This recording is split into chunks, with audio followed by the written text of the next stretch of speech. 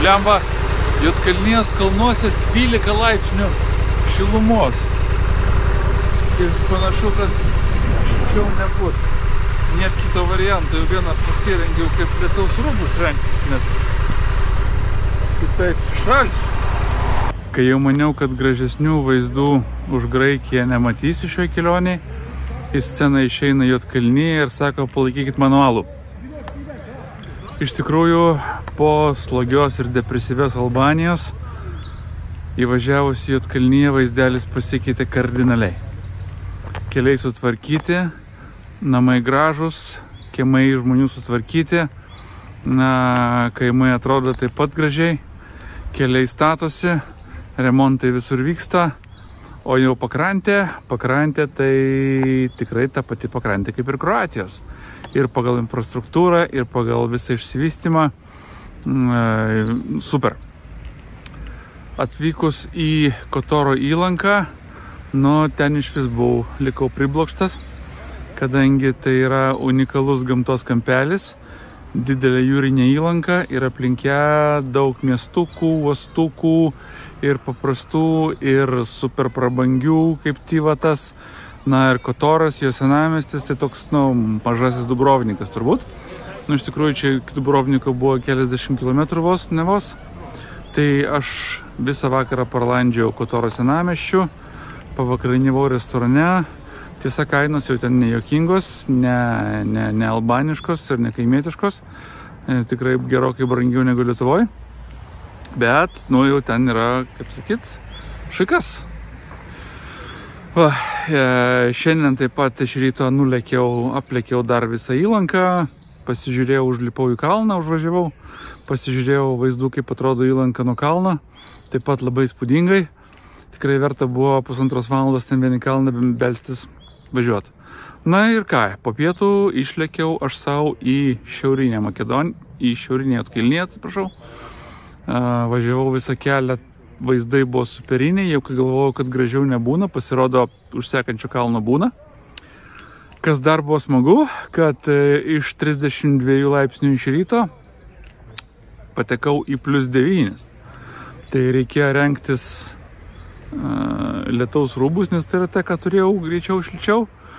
Paskui prasidėjo toks šiek nedidelis lietus purškė, tai jau visai galvau užšlapę.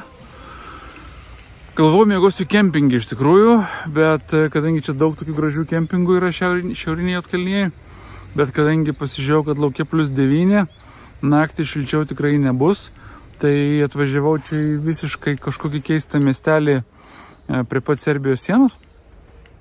Susiradau viešbutį už 40 eurų. Ir įsikūriau. Sakiau, galima čia pasakyti kažkur motociklai. Ne, sakė, visur kameros, visur čia security pas mus vaikšto, būkit ramus, palikit, sakos, pakainį.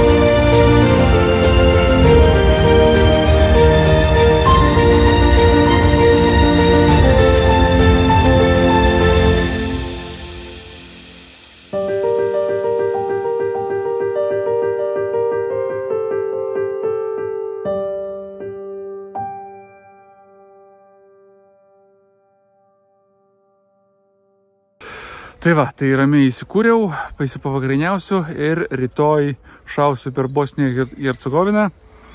Ir manau, kad praskrisiu rytoj visą Bosniją ir Hercegoviną, įvažiuosiu į Kroatiją arba net ir į Vengriją. Ir jau namai arčiau. Ačiū. Iki, lėkiau.